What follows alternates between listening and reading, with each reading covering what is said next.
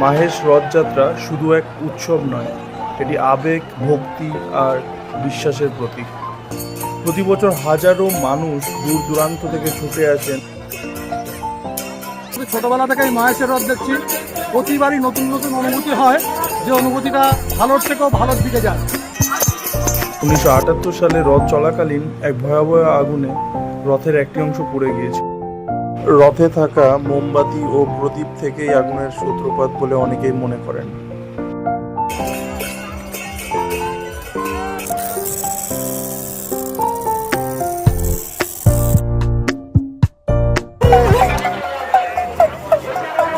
বিক্রি কেমন হচ্ছে?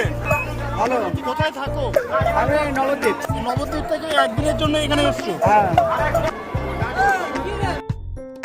প্রভু জগন্নাথ তার দাদা বলরাম ও বোন সুভদ্রাকে নিয়ে রথে চেপে এই মাসির বাড়িতেই আসেন।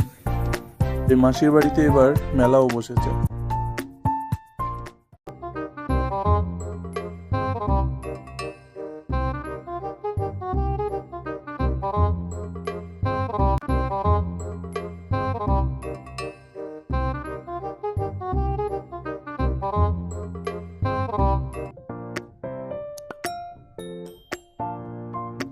কেমন লাগলো ওটা করে?